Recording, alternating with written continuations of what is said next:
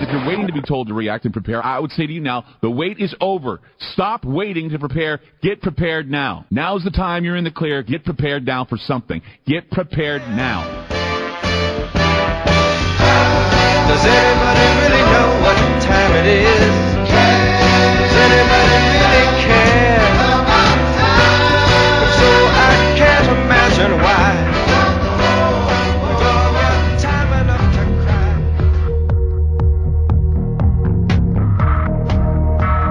Welcome to End Time Talk Radio, where the truth is usually stranger than fiction.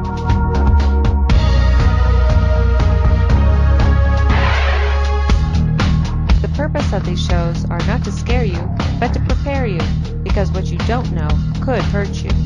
The word says in Hosea 4:6, "My people are destroyed for the lack of knowledge." Thank you for joining us. My name is Julie, and here is the host of the show, Barry Meyer.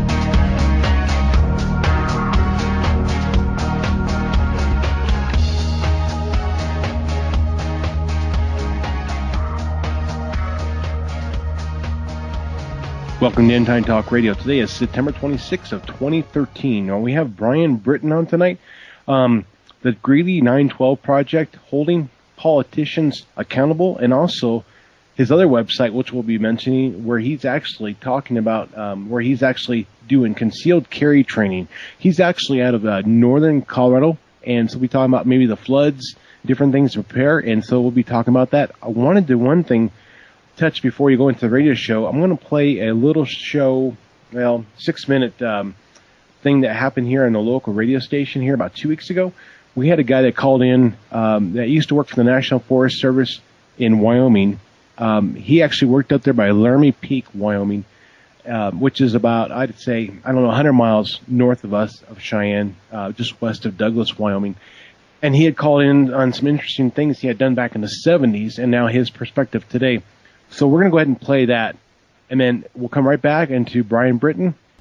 All right, we're back in the morning zone, and back to the phones we go. Thanks for holding. You're on the air. Yeah, good morning, Dave. Hi there.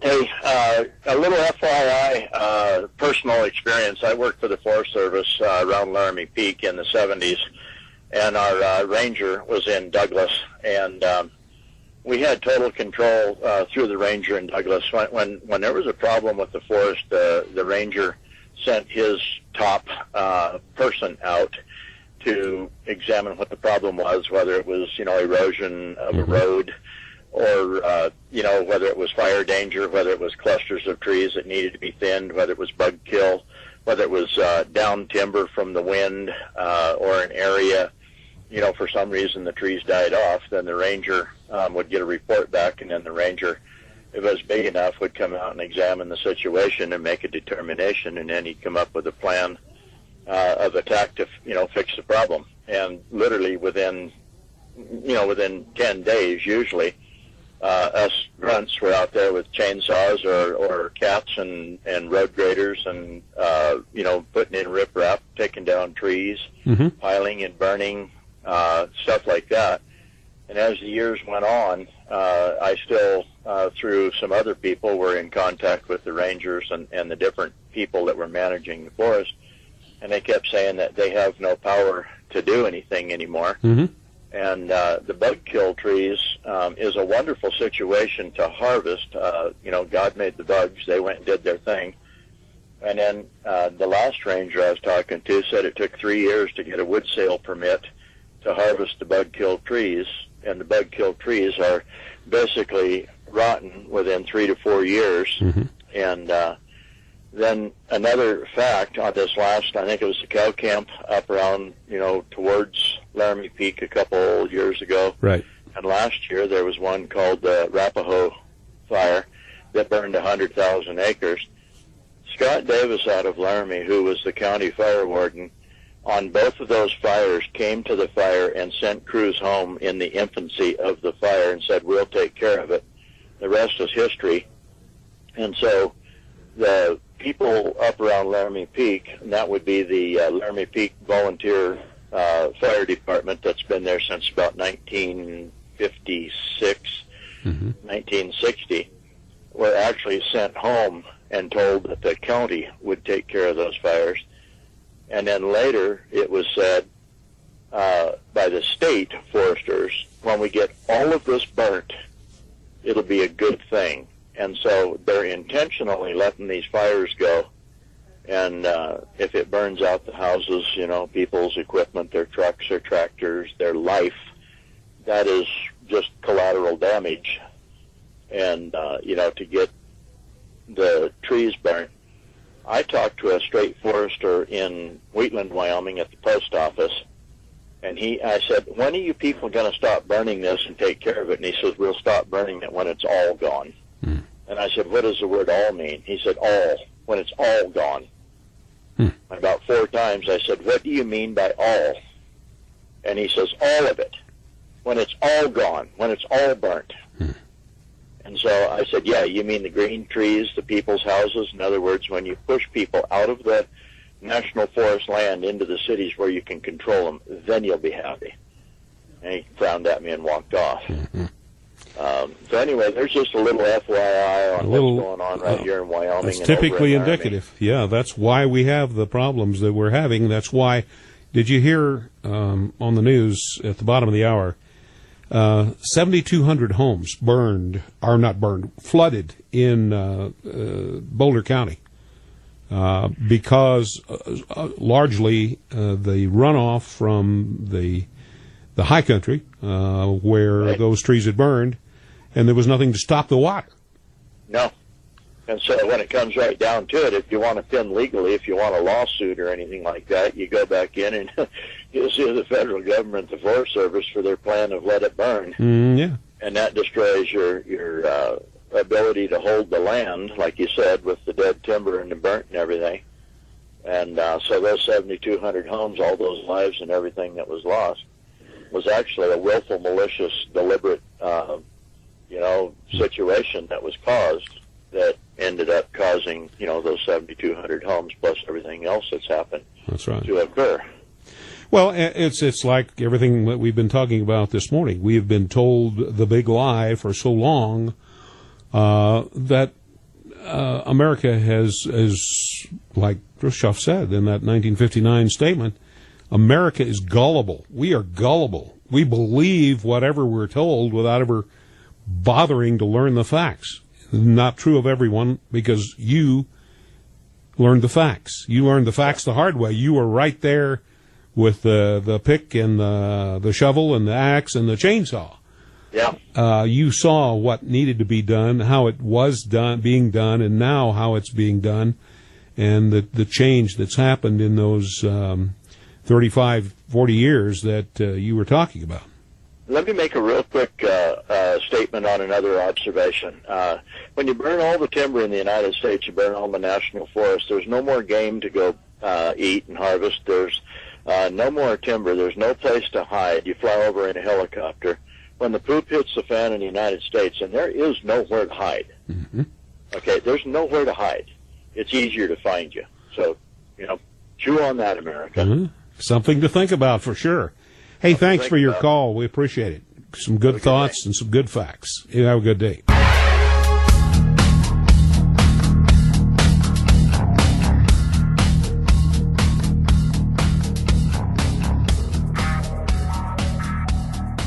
Hey, welcome back to End Time Talk Radio. Now, hey, that little thing that you just heard was from a guy that worked for the National Forest. Now, before I forget, at the end of this interview, you want to listen that there was a lady.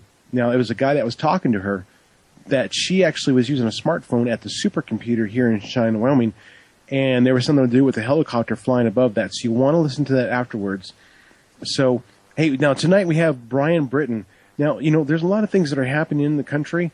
People don't realize all these different things that are happening. I talked to a guy today at work. He's a new guy about the bail-ins and what happened to Cyprus, and now something happened to Italy, and there's other things happening.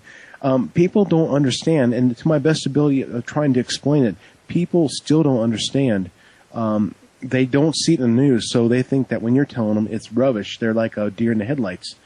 That all being said, I actually would ask that you would just take time to tell your wife or husband, I love you, And when you get into a fight, say, I'm sorry and thank you. You know, we live in the times that we need to cherish each other and cherish our friends and families around us. We're so caught up in so many different things. So I'm just asking that you would remember those three things so often, because, you know, hey, we're going to be talking to Brian with the flood that happened in northern Colorado. People lost loved ones. You don't know. So say, I love you, I'm sorry, and thank you as much as you can to people, because, hey, you don't know what you're given for tomorrow. Anyways, hey, we have Brian Britton on here. Now, as we're getting into him, I want to mention Catherine Booth. Now, she was actually the founder with her husband of the Salvation Army, and she said, if we are to better the future, we must disturb the present. Things are happening. We're going to have to disturb the present, what's going on. Hey, now, Brian has a website called the Greeley 912 Project out of Greeley, and also he has a new website. It's called Timberwoolfe.com. It's TIMBERWOOLFE. Now, he is actually a concealed carry trainer and personal defense on gunfighting and how to protect yourself. So, Brian, with that, welcome to End Time Talk Radio. Thank you, Barry. I appreciate you inviting me back again. Thank you for revealing my two websites. As you said, part of what I do at Timberwoolfe is I train people with handgun basics, and what I try to work with them to do is to go from being a shooter to being a gunfighter. And the other thing I do with people is I train people in open hand and less than lethal weapons.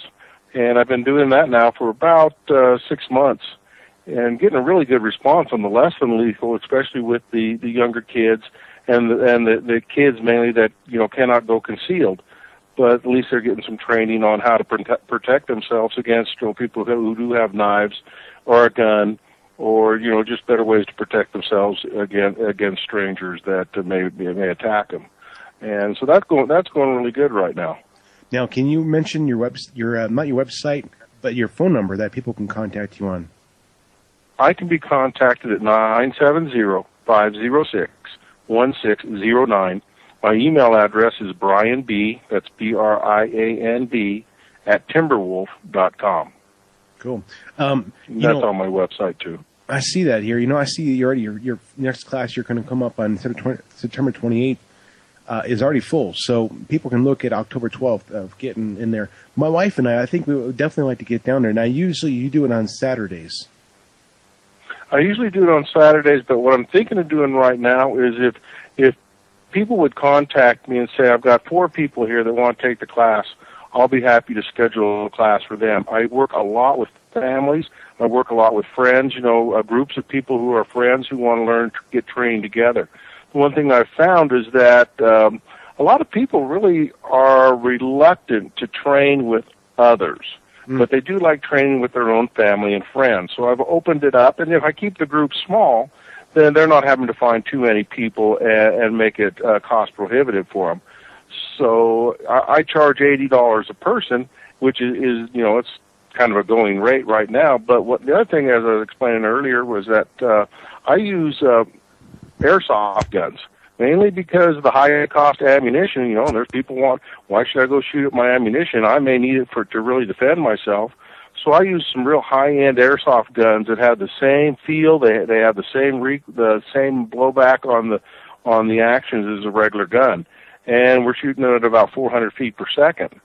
So you get the same feel that you would get as if you're shooting your regular gun. You're just not putting the expense in, and you're not getting the recoil. So, what I try to really teach people is drills they can use and how to move about their house, how to clear their house, and just getting them some confidence with a gun. One of the things I find, Barry, is a lot of people come to me and they say, I don't know what gun to get. Well, I don't know what pistol to get. So what I have is I actually carry 3 different kinds of guns. I carry the 1911, which is, the standard, the old World War II looking gun. It's technology that's been around for over 100 years. Sure. And I carry a Glock and I carry Berettas. And those are all in airsoft. So if you don't have a gun, you try and say, I like the Glock, or I like the Beretta, or I like the 1911s.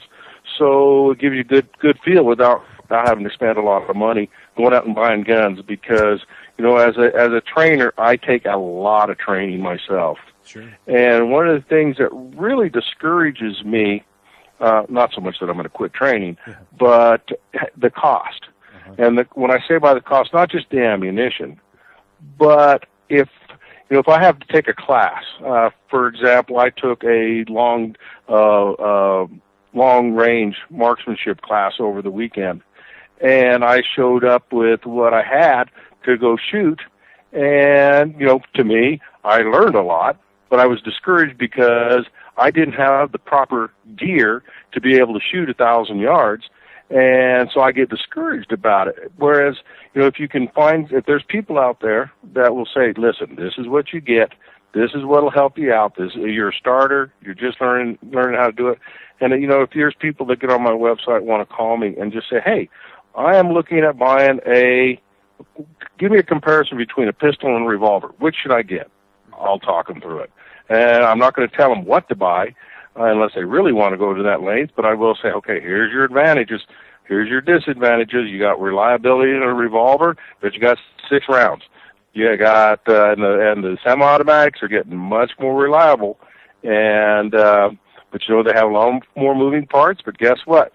You used to get 15, you got 15 in Colorado, but you used to be able to have more than that. Yeah. Unfortunately, with the laws in Colorado, they limited it at 15. Yeah.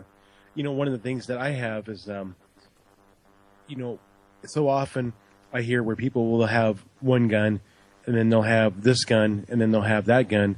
Of course, you have to have the ammo for everything, which is fine. But what I've done is I've actually had 2 different guns, but the same ammo. And then I'll have another set of, you know, like a 45, a 9mm, you know, so I have a diversity.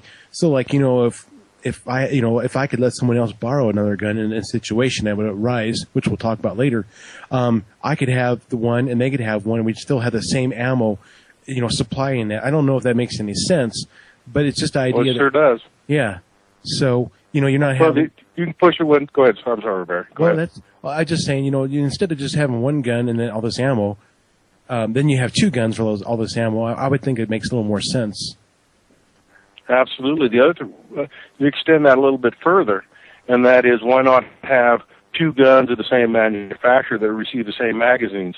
So, and this taking it back to gunfighting. Sure. So if you and your wife, let's say, are in a gunfight, and she's run out of bullets, you, instead of just handing her a handful of bullets, throw her a full magazine. She just reloads, gets right back in the fight. Oh, yeah. So that's to take it another step further when you have one manufacturer of the same, the same gun, same caliber.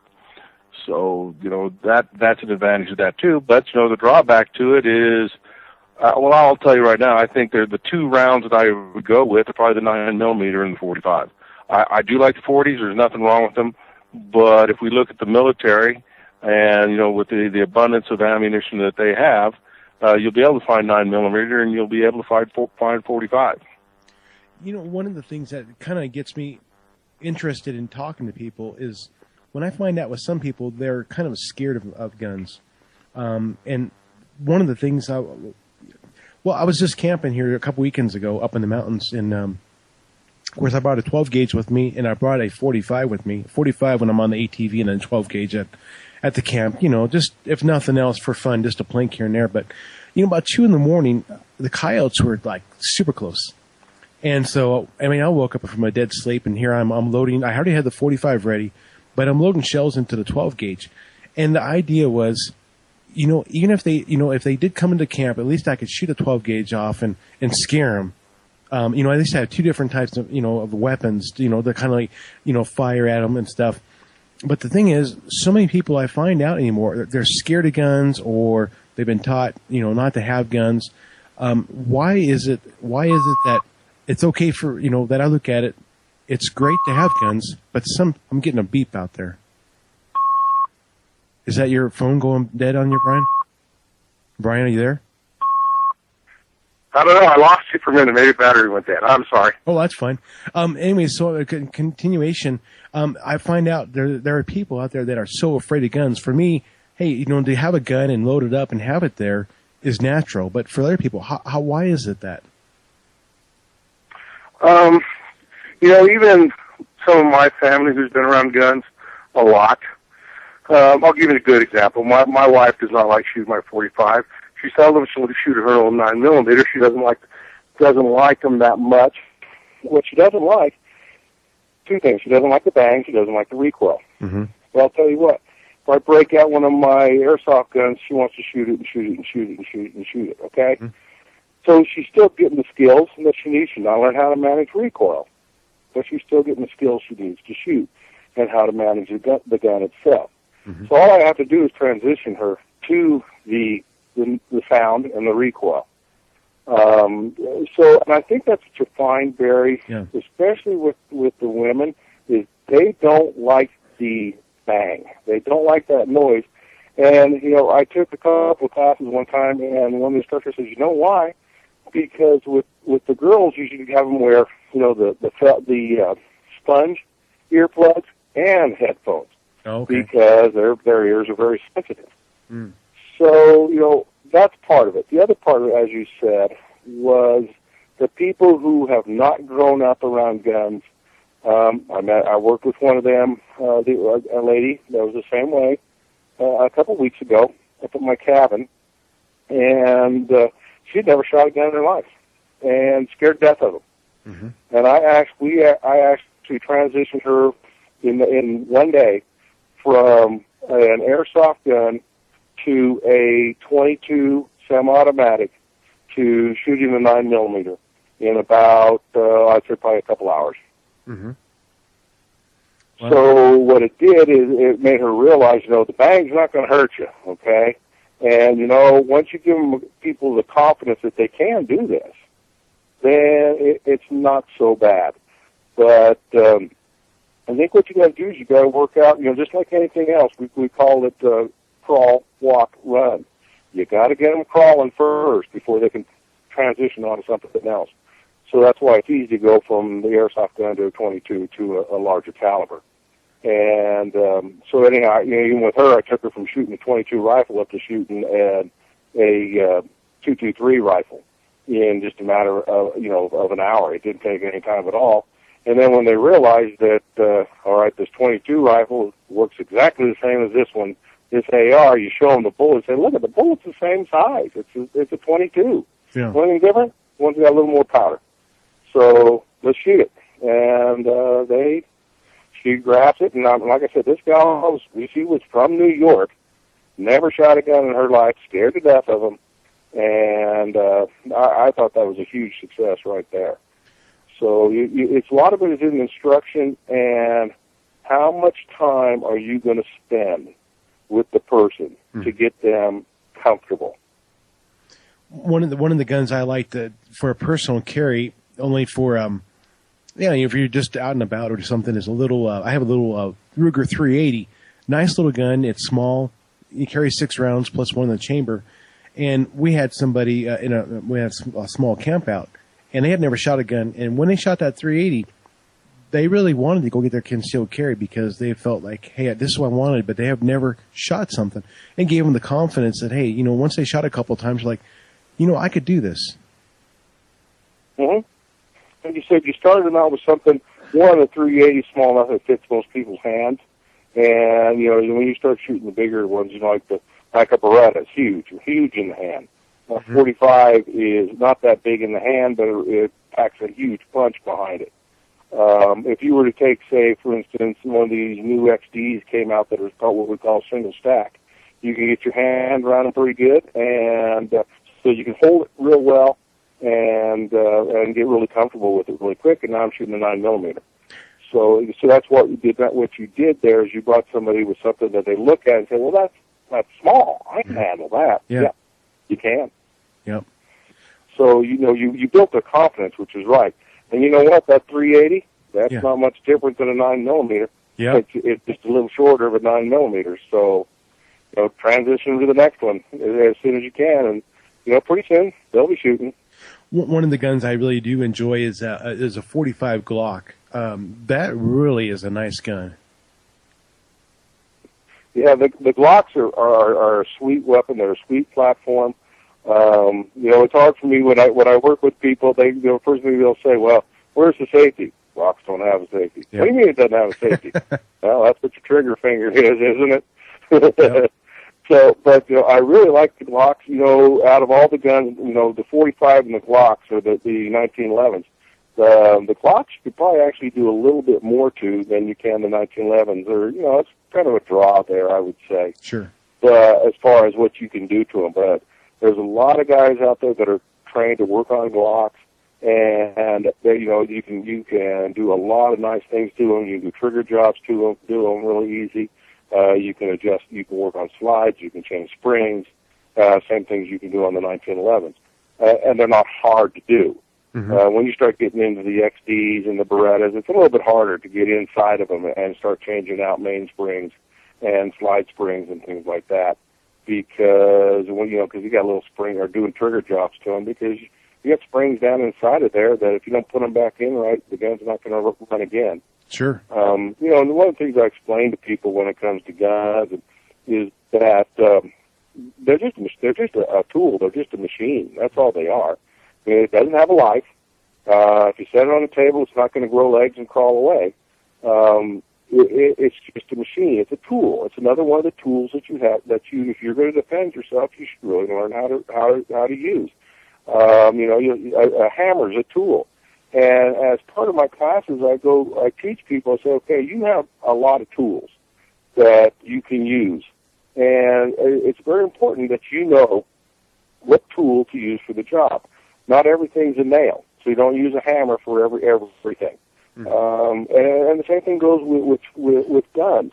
I had a class last night where I was teaching hand-to-hand, and we were actually doing some knife classes. And one of the person says, so you mean I can just pull this out and use it any time I want? I said, no, it's a lethal weapon. And you would have just, that you've created you attack somebody with with a lethal weapon, you're in trouble for doing that.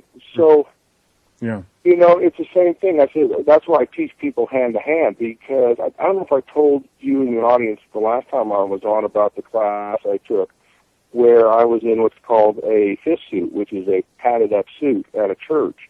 And we were training a church security team on responding to things going on in the area. And this was a road rage incident, which would have ended up in the church's parking lot. So I'm in the fifth suit, which tells you right off the bat I'm to get beat up, okay? Yeah. And I'm yelling at the other guy, and every single one, we were running what we call sim guns, which is like a paint gun that still shoots a regular caliber bullet. And every single one of the security team came out, and the first thing they did was pull their gun on me and have me get on the ground.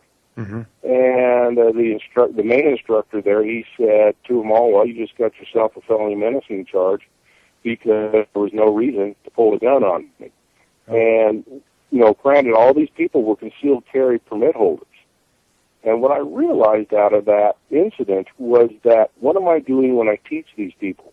To go right from presence, on a force continuum, to go right from presence to voice to my lethal weapon, I'm making a mistake.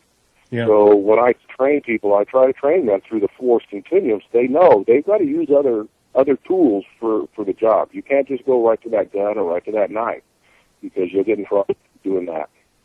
Yeah, there's a lot of things that people do have to think about for nowadays. Things aren't like they used to be.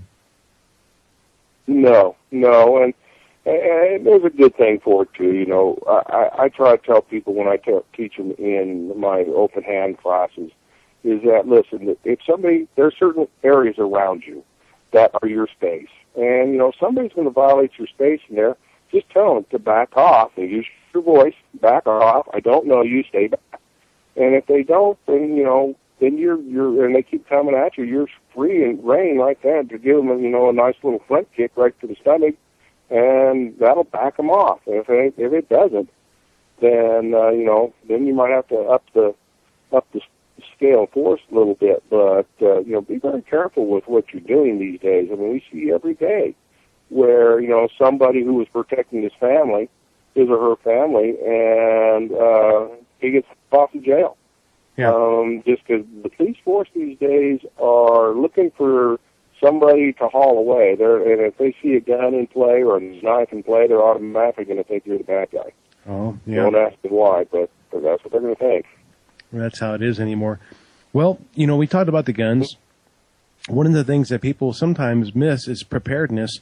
Maybe I do want to talk about invasion. We'll talk about here in about maybe 10 or 15 minutes, but I wanted you to talk about preparedness on the scale of, well, you're from northern Colorado, and maybe you can kind of talk about how maybe things affected you or didn't affect you and what you saw and how your training helped you through what happened here 2 weeks ago in the flooding. That's very interesting because, we started to get rain. I think we had about 14 inches of rain here in the mountains and in the Greeley area over a period of about 10, 12 hours. It was just constant rain. And I guess what I was more worried about when it first started happening, was just my house and making sure that everything was going to be here. Because when it started raining, we're having just rivers of water going right down the streets here. Where I live is kind of flat. Yeah. So to have rivers of water going in your streets is a concern. So that was my first issue, just taking care of what's here locally around my house, getting family, getting hold of family and saying, okay, you guys say yes, no. If they're not, then get over here to my house.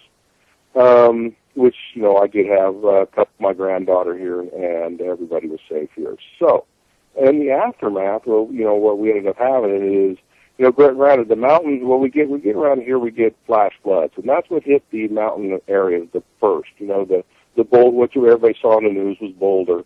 And, what you have there is you have these narrow canyons, and all this water hitting into those canyons create a wall of water coming down these narrow canyons. Mm-hmm. And that's what hit Boulder. That's what hit Loveland. Fortunately, it spreads out pretty good before it gets to a town like Fort Collins.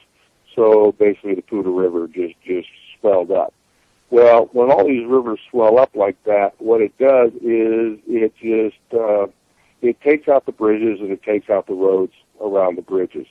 So here in Greeley, what we saw ourselves as is an island, because I-25 was closed because the bridges were underwater, and any of the bridges that came in or out of Greeley, over the Platte River, over the Poudre River, were closed. Mm-hmm. So Greeley, Loveland just became an island, and we were an island there for about 3 days.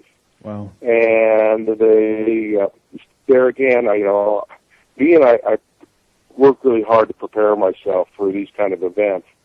I wasn't overly concerned for myself, but a little bit more concerned for family, and neighbors in the area. The day after it all started, got hold of family who we, getting on the news, you saw that the sewer systems in Evans, which is another town right on the Platte River, South Platte River, they were underwater. So they were on a no flush, no shower, no turning your faucet on ruling. Mm. So I talked to the in-laws, and they said, I asked them, so what are you doing? Because they could get water, because their water comes from Greeley. Oh, yeah. What are you doing for facilities? And they said, well, we got a bucket.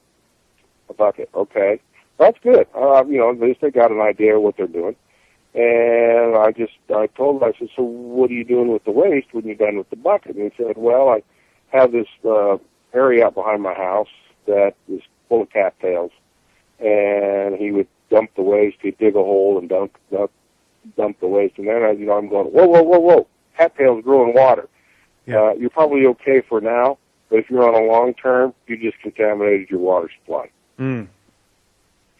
So what I did with them, I said, come on over here. I've got a porta potty downstairs somewhere. Come and get it. So that's what they used. Yeah. And with that, by the second day, the third day, they had porta potties set up around the city of Greeley. Around the city of Evans, and at least they could, use the facilities in their house, and then they could take the piece, the potty thing down to the nearest porta-john and dump it. So we got them covered there. But in the meantime, there was a lot of people on the east side of Evans that were underwater. We saw a lot of mobile homes, floated away. We saw quite a few houses underwater. And I got to tell you, the first ones that responded to everything were the churches. Even some of the local churches did okay. At least they opened their doors open to people. They really weren't prepared for food or water or things like that. The Greeley ones at least had facilities and water for people, and, place for people to stay. So, kudos for them for what they did. We still see in our town, even to this day, we still see, some of the other bigger church organizations or that are here in town, helping people with clothing and with places to live, finding apartments or finding them, bringing in modular type homes and stuff for people to live in. It probably took a couple of days for FEMA to respond, and they responded very slowly into the Greeley area. They responded a lot quicker into the Boulder area. There's a real shocker for you. Yeah, that's interesting. And I say that if anybody knows about the politics of Boulder. But they seem to respond a little better with them, which, I would just think that what we saw here in Greeley is, I felt like the people responded a lot better, helping one another out than what you saw in other areas of the state.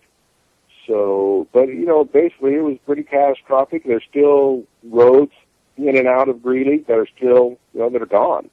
They're just, they were underwater and they were wiped out. The one, Highway 34 east of Greeley, it's gone for about 400 yards.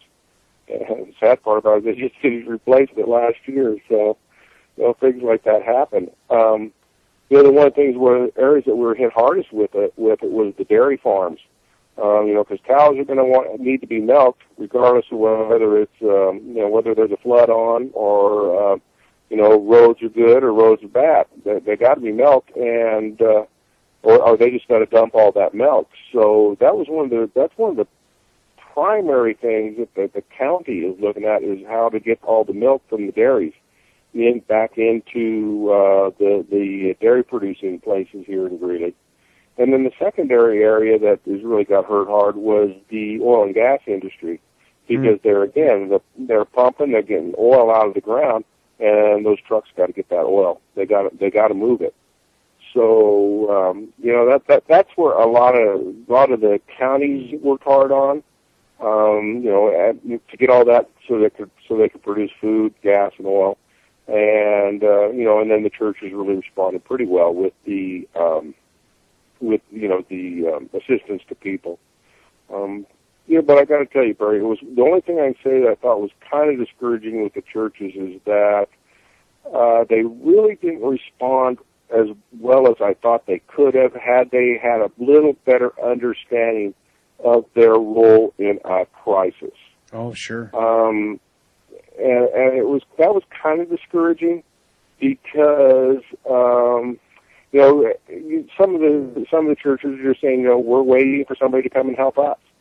And, I was talking with, I think you've had Steve Grant on before, and I was talking with him today, and I said, it's sad that even our churches, our leadership in churches are starting to think as not being self-sufficient and not being, not being able to, take care of their own or take care of their own people. They're looking for other organizations, i.e., a lot of times the bigger church organizations, Samaritan's Purse and or the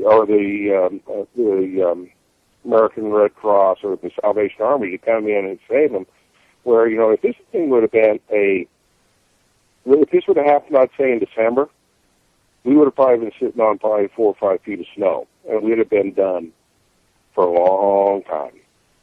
And Barry, I got to tell you that the water supplies in Walmart and in the grocery stores was gone in the first day. And when you say that, when we were doing some work at the house one day, it was on a Saturday, I was at home, and I got to thinking, if something major happened here in Cheyenne, it wouldn't have bothered me any, really, because my wife and I, we've already done things. We may not be totally prepared on things, but we've done things where, we don't have to run to the grocery store because we already have a grocery store. And so, we already have things where we don't have to worry about this and that. Of course, we have chickens. We're getting eggs from them, and I try to keep extra food for them, too. the idea was just like like the news report was said, those who lived up in Poudre Canyon, those are up there, not Poudre, but the canyon going up to Estes Park. I don't remember what that was. Thompson, Big Thompson. No, Canyon. that was then up to Big Thompson, yep.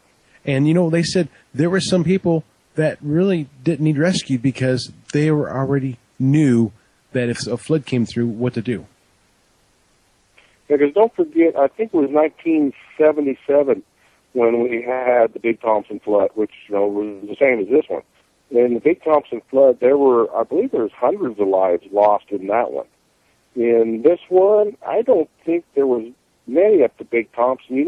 I will tell you that really we didn't lose any people, and we did not displace. We displaced people, but we did not have any missing people. So kudos to the emergency response teams in Greeley.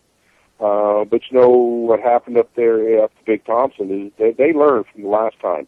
And I had friends that I used to work with at the hospital that they said they were up there that day in 77. And he said the scariest thing that ever happened in their lives was to hear people floating down the river screaming and hollering for help. There's not a darn thing you can do for them. Man, that'd be, what would you do? You risking your life, then you've got two people that are dead now. Right, exactly. What you do is you go to the highest level and you live through that hell. That's what happens. And we only got 6 inches of rain, but it came more of a steady, misty, rainy, not like what you guys got. So we didn't get the impact. Now, the reservoirs we had west of us were actually starting to overflow, but it wasn't a major impact. Now, our reservoirs are all full. So we're okay. But that doesn't say that they're talking now this winter we're supposed to really get dumped on. And I'm thinking, my gosh, maybe we should get a snowmobile. Or I always thought, Brian, would be kind of neat to get is we have ATVs. Instead of buying a snowmobile, however much they cost, buy those cat tracks. You know what I'm talking about? Yeah. And put those on there. Cool. Yeah, but the only problem is we never had enough enough snow to really justify that. Of course, it would be kind of cool to have those, especially we got hit with a really good snowstorm back in 1989-90 here in Cheyenne, and it was bad enough that we were paralyzed for a whole week. So yeah, I remember one year when I used to work in the hospital, and I was in clinical engineering. So basically we took care of all the equipment in the hospital, and back, I would say it's probably about the same time period you're talking about. Greeley got hit with a major snowstorm, and I think we had about 3 feet, so nothing was going. Nothing was moving in town. I still had to go to work, so I snowshoed in. I cross-country skied in. Wow. It was kind of fun. Coming home wasn't very fun, but it wasn't fun. It was fun going there. Well, you just don't know. This year they're talking. We're supposed to have a lot of winter snow and that, so we'll see what happens. One of the things we've done is we've gone to actually garage sales and picked up those propane tanks for cheap. Of course, I go and fill them up, and then you got if a person has 6, 7, 8, 9, or 10 of them, if your power was out, we have little heaters we can use to kind of heat or whatever, or even hook up to your barbecue grill to cook that way too, in case a situation arose. And one of the things we did is I've been a stickler on even having wood. And so I don't know how many quarts of wood I have, but we have different ways of trying to, if something goes out, we could maybe heat with this, or if that goes out, we could heat with that. And that's the part of being, self-reliant, or at least holding yourself accountable for what you got to do. You kind of look at your situation, and and you try to figure out other ways of doing things. I don't know if I told you this last time about I took one of my survival classes, and I explained to my professor one time that the secret to surviving is to make yourself as comfortable as possible. Mm-hmm. And so what you have to do is, and that's what you're doing, is you are looking at ways to improve your chance of survivability by making yourself comfortable. The other thing you got to look at, and I try to tell this with people with kids, is, you've got to have games.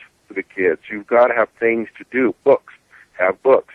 Because if your city shuts down, and the internet's down, and your phone's down, everything's down, you better have something to do, or you'll go, you've heard people talk about going, stir crazy in the cabin, getting cabin fever.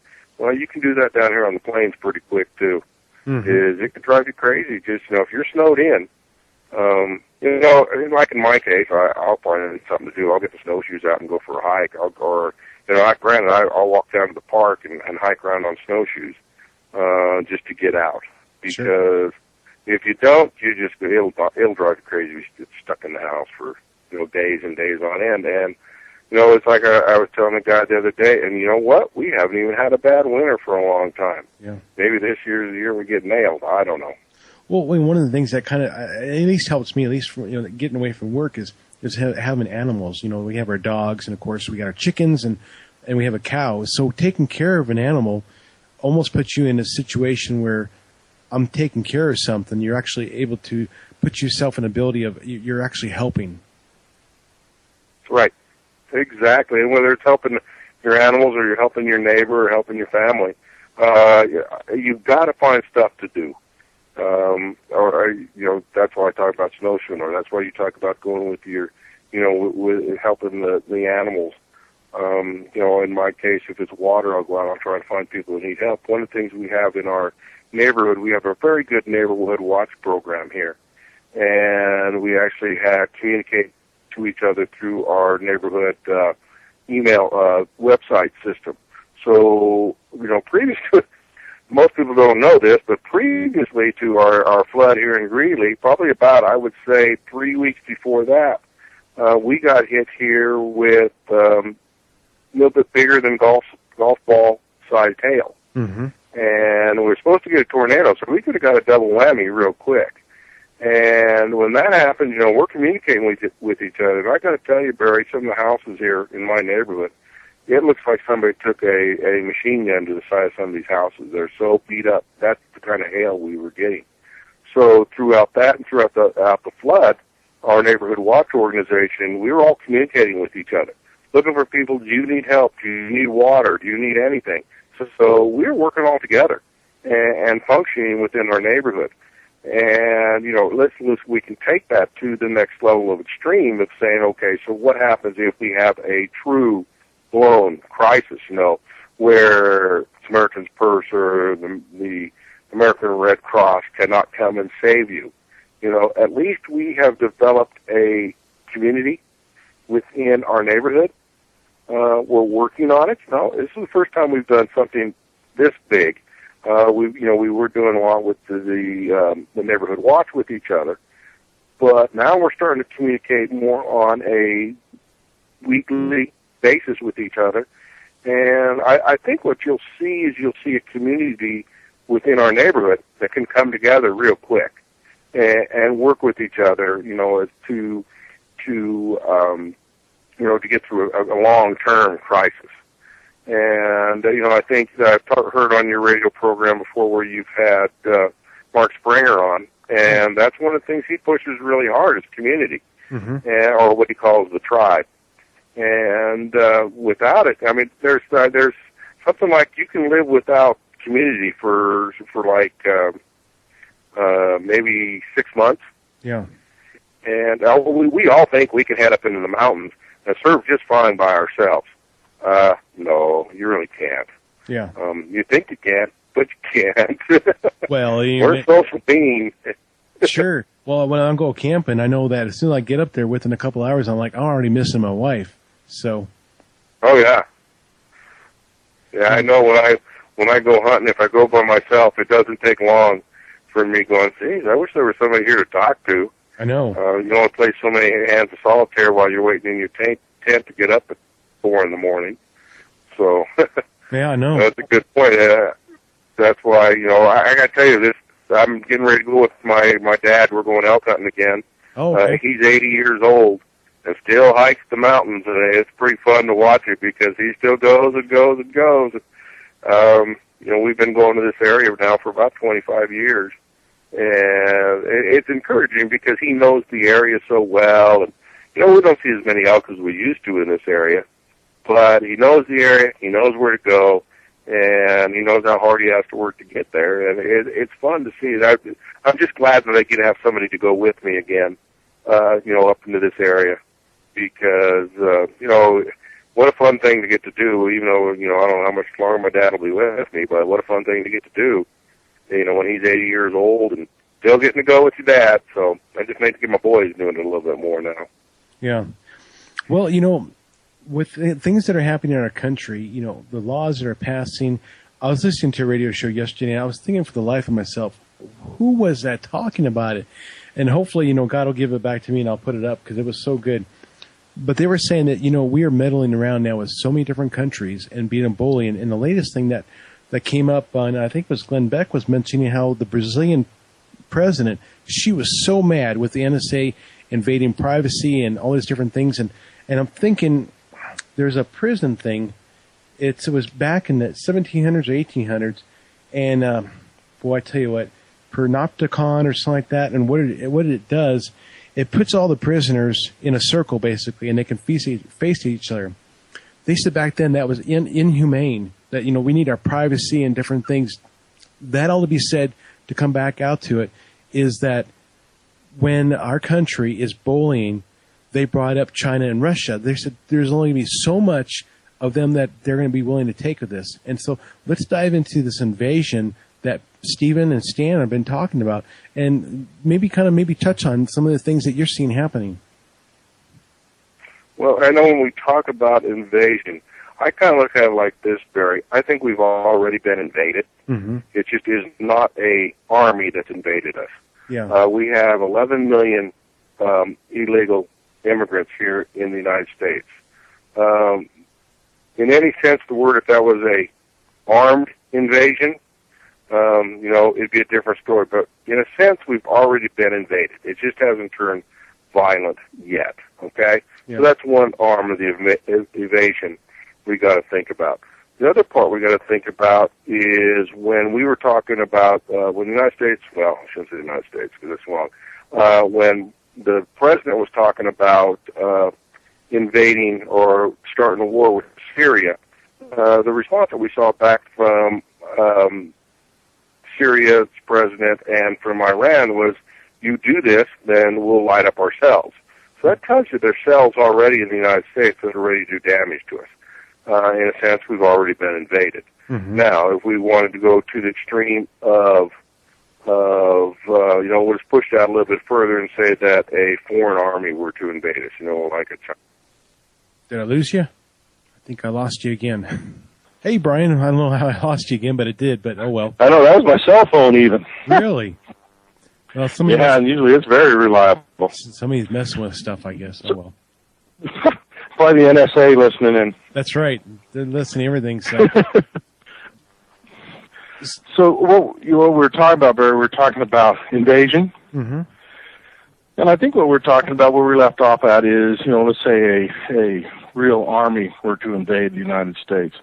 Say, for instance, a China or a Russia. I'm going to take just a breath back from that a minute and say, if an army were to invade us, what should you or my response be? Is that it's probably where you want to lead, where you want to go with this? Sure. I think I've told you once before. You know that I do a lot of training because I train people, and in order to do that, you have to take a lot of training yourself. In a lot of my training, I have trained with some of our special forces guys have been some of my instructors, and some of the other people that have been training have been, either Marine, recon, or something in the military branch. Here's what one of my biggest takeaways from that is, as a civilian, have not served in the military. I've watched these guys move. I've watched these guys shoot.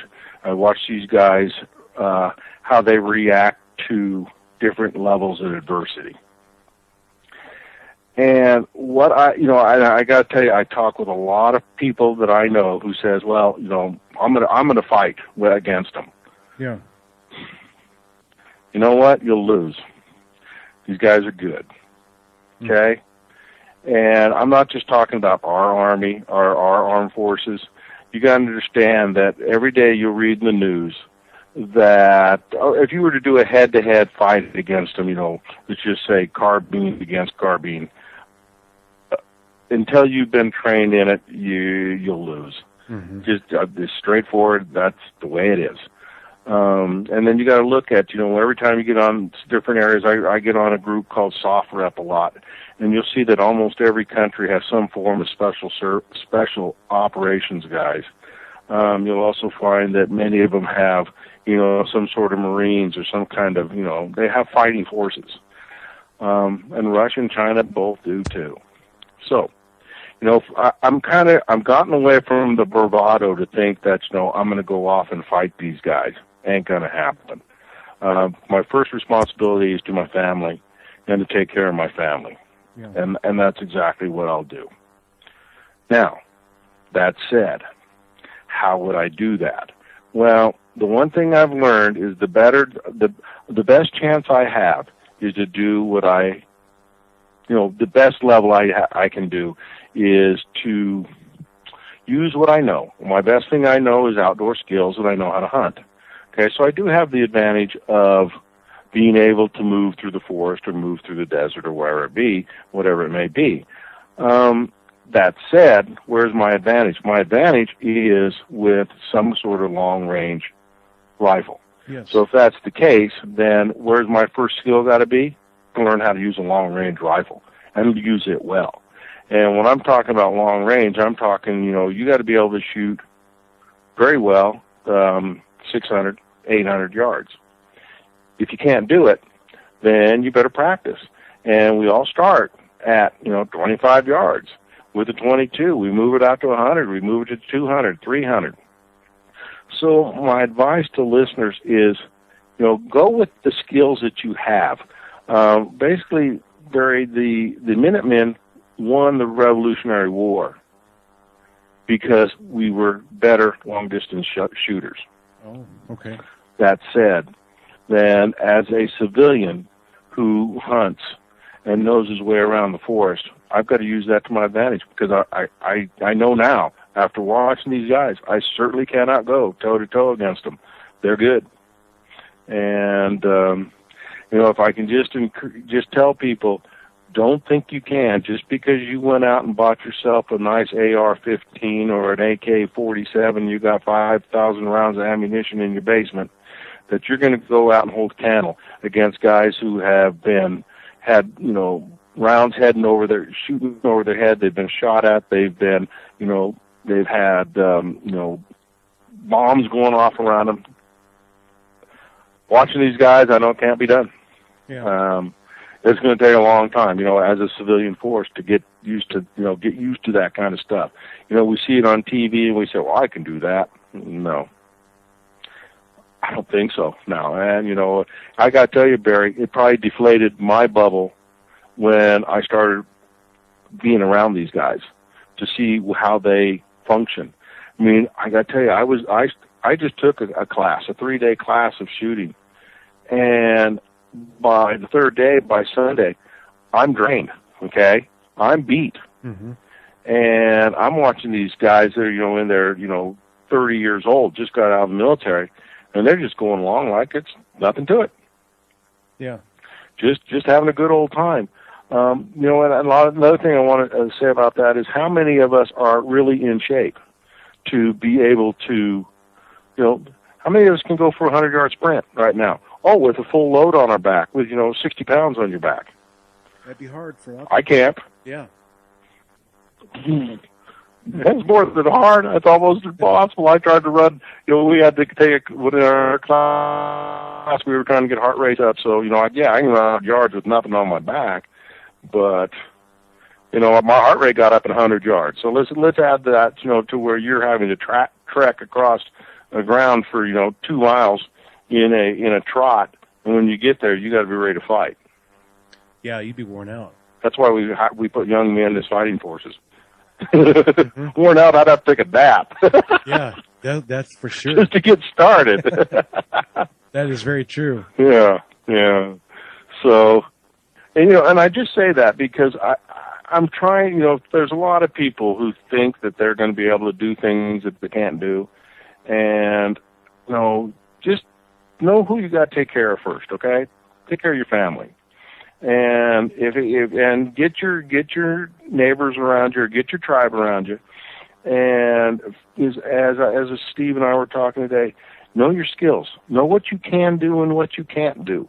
Mm-hmm. If you're a good cook, you know how to use a Dutch oven and you can cook dinner, do it. You're going to need it.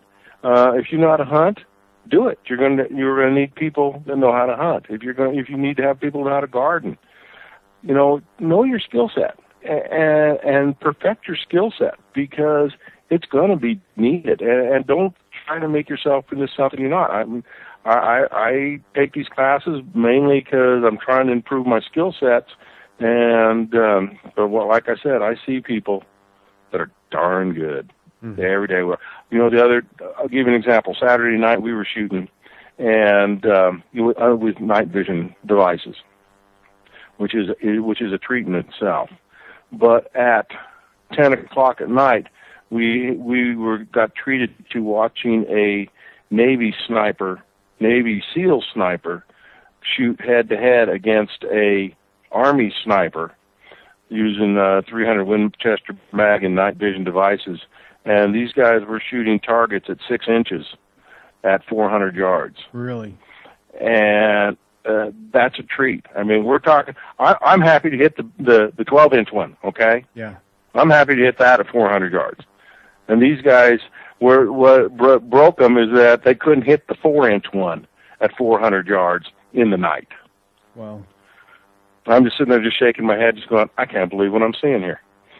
That's the kind of things that you got to think about what you're up against. And, take the dose of reality and, throw the ego in the trash. Yeah, us type A personalities think we can do more we can do. So, that's my advice to anybody out there. Know what you can do, know your limitations. There's an Army there's an Army Ranger that lives out here. He just got back, I don't know, a year, 2, 3 years, somewhere around there. He was a sniper, and I guess he was using a 50 caliber out there. And it's amazing to me because this guy would sit there for 2-3 days and just wait till that caravan would come through to get his one shot. And when that caravan came through, he took that one shot, and he didn't wait for it to get to where it was going to hit, however far away it was. He was already packing up and leaving before it hit the guy. You bet. So you bet. What's interesting about that. So I'll give a real life story for me, Barry. Is on Sunday morning. I got to tell you, I ate a little bit too much. Okay, so we're supposed to be on the range at 7 o'clock in the morning, and I ate at 6. And I ate a little bit too much. And I'm laying and talking about you're the guy the Ranger and laying there for days. Think about that. What he's doing while he's laying there for days. Mm-hmm. The thing about this is I'm laying on my stomach in prone position, and my stomach's hurting. And when you're shooting those long distances that this guy shoots, or that I was trying to shoot, any little movement, if you breathe wrong, if your stomach grumbles, you're going to miss a shot. Yeah. And I was uncomfortable. So that was part of the reason I had a hard day on Sunday, because I ate too much. But, you're absolutely right. Though, see what I mean? What these guys are capable of doing? And, I'm uncomfortable after 30 minutes. And this guy lay there for 3 days. Yeah. It's just amazing to know. That, the patience that they have to put into that. A lot of us, I'll be honest with you, I don't have the patience for it. The endurance in that they have to go through to endure rain and everything else and still stay there. I don't think many people could do that nowadays. Nope. And that that takes us back not only in endurance, but it also takes us back to the mental ability to withstand that kind of stuff. You're talking about here in the West where we get a lot of mosquitoes. So you can't just start slapping mosquitoes if you're, trying to sneak up on your shot. Mm-hmm. Where you live and where I live, there's rattlesnakes. Yeah. What are you going to do with one of them comes crawling by your nose? So, and those guys, they got the mental edge that, I'm along the ways, but I'm nowhere near where those guys are. Are you familiar with? Are you familiar with the mountains that are west of Snowy Range, the Sierra Madres? Yes. I was out there just a few weekends ago, and I came across some hunters. And the story goes like this. There's actually a mine out there. I didn't get the chance to see it. Back in the 20s, this guy had actually staked out a mine, and he had put up all these little tobacco cans on the trees. And this was back in 1920s or 30s around there. And he had a car up there. Anyways, he was actually, shooting the game and eating up there. Well, I guess the story goes the sheriff wanted him out of there for killing all the game, for poaching. They sent up a posse up there to get him. And that guy killed every single person. I don't know how many people went up there, but he killed every single person. He was like a real mountain man. Pretty interesting. Back in the 20s. Yep. Yeah, and there are guys that were like that. And I wouldn't be a bit surprised if there still aren't guys like that. Oh, yeah. I mean, there's got to be guys that out you just don't want to mess with. Oh, yeah. I mean, you never know, because when we're out there ATV and we go places, a lot of different places. But, what if you do meet somebody out there? Well, here's a good example. One guy was out there camping with his family at 10 o'clock at night, and they're at the Continental Divide up there. Well, there's a trail that runs from Canada to Mexico. And at 10 o'clock at night, here comes this guy out of nowhere. And the guy's like all freaked out. He's like, "Who are you?" Well, he explained that, he's traveling along. And, the thing is, here you are hiding out, you're out, you're camping, but what if somebody comes upon you? How do you respond, in the times of, some people, you see them, they'd freeze. How do you get somebody to respond to a situation that could be life-threatening? This wasn't, but there could be. Well, we've got to look at the situation. In this case, the guards are down, and we are, in a pretty much a situation white scenario. You might be a little bit aware of what's going on, so you might be at a light yellow. But, okay, so, you're camping. Now, let's say we are in a full-blown, grid-down crisis situation. Well, now my awarenesses have to go up. In other words, I've got to have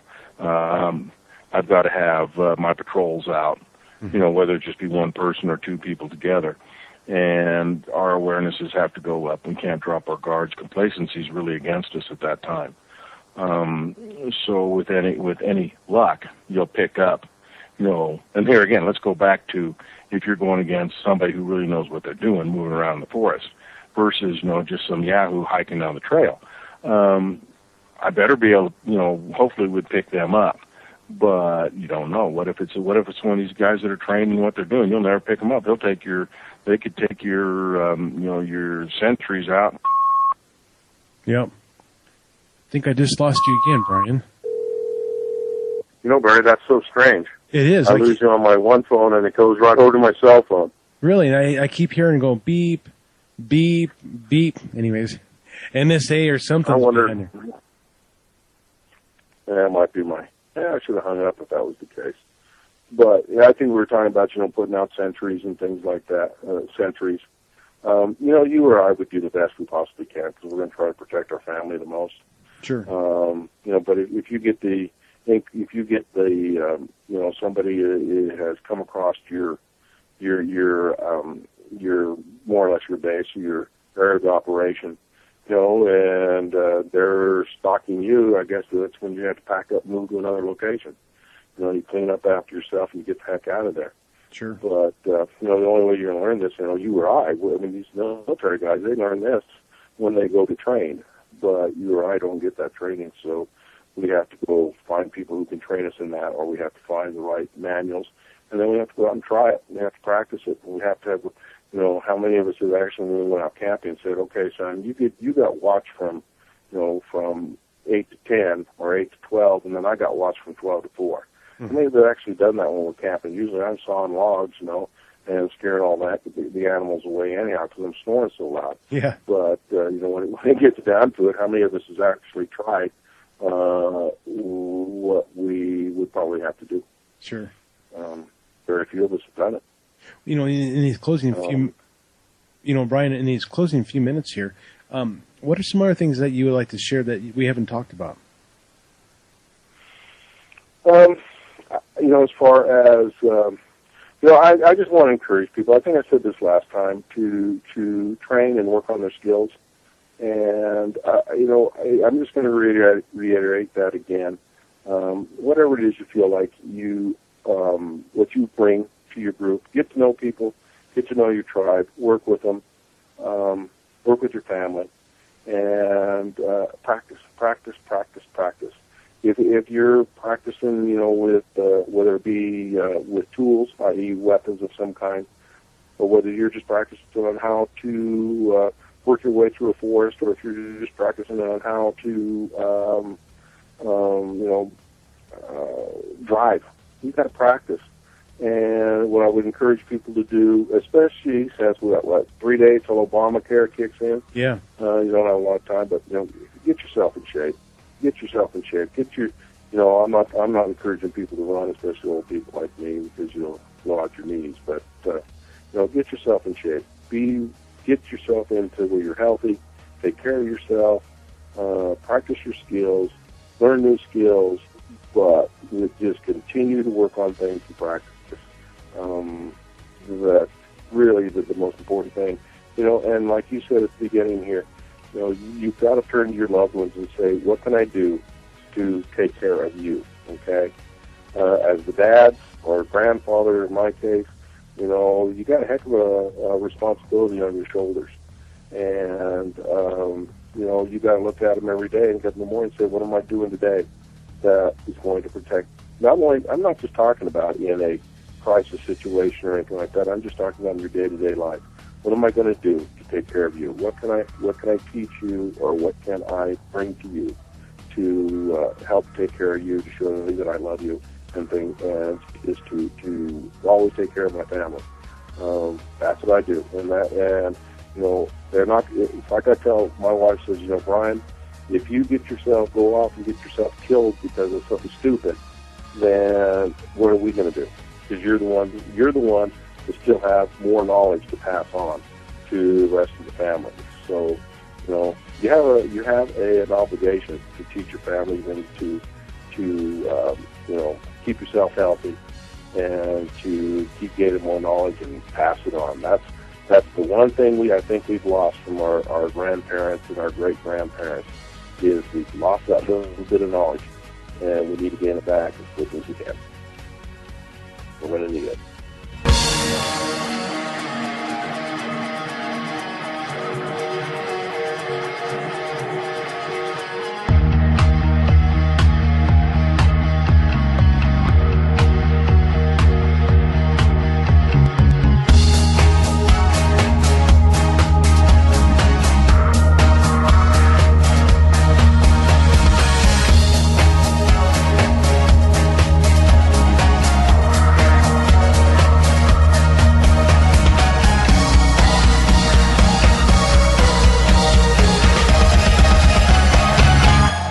Good morning. You're on KGAB. Good morning, Dave. How you doing? Doing pretty good. Hey, the other day I was in Cheyenne over at Carl's Jr. waiting in line. Uh-huh. I don't know, it was lunchtime. There was probably 7 or 8 people in front of me, which put me back towards one of the tables. And I was visiting a little bit over my shoulder with a guy. And we were talking about the government, and how things are going, and, sure, the spying stuff and the IRS, and, just a bunch of stuff like that. And when I said that I had heard, I think it was like in the next 7 or 8 years, they expect to be somewhere in the neighborhood of 30,000 drones flying over the United States, private and government and city and real estate agents and, Department of Homeland Security and everybody under the sun. And then, of course, anything shot with the cameras that are Wi-Fi and stuff, that information can be picked up by anybody that has the technology and desire and capability. You betcha. So anyways, as we talked, this woman sitting there says, "You want to hear something that's absolutely true? This happened to me." And I said, "What's that?" She said, "I worked out here on this supercomputer, the dirt work and everything, for a construction company." And she said they had a lot of big equipment out there, and I'd never worked in something like that before. So she said, "I had my phone, smartphone, iPhone, whatever it was, took some pictures and everything. And as time went on," she said, "there was a helicopter that would fly over up above, and it would kind of hover, here and there." And she said, "I didn't think much about it until I realized that every time the helicopter was up there, my phone would, beep or tweet, whatever it was." She said, "When some sort of an electronic, either a phone call or picture or text somebody sent her, it would wake up, whatever you want to call it. And about the fourth time it woke up while she was outside, she says it started bothering me, and this helicopter was always above. And it took her 2 weeks to figure out what they were doing, and she says every picture that was on that cell phone that I took of that property, equipment, anything that was going on, was gone out of my phone." Really? And so she says, "Don't think that they can't just fly over whoever they are that have a desire to. Can't just fly over you. If your phone is on, I guess, I'm not a real technically savvy person, but she said if your phone's on, I know they can pick its brain and take what they want out of it, or probably put what they want to in it." So it's, that's what she said. So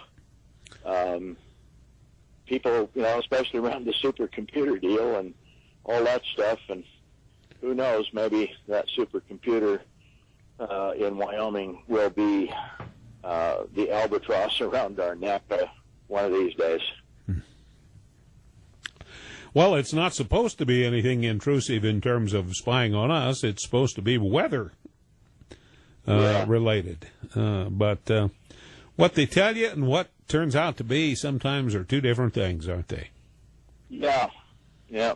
Well, anyways, that's just relating a story. All right. A look on the woman's face, the sound in her voice. I have no reason to disagree with what she was saying. Oh, sir. So, anyway, have fun with your smartphones. I hear you. All right. Have a good one. Thank you.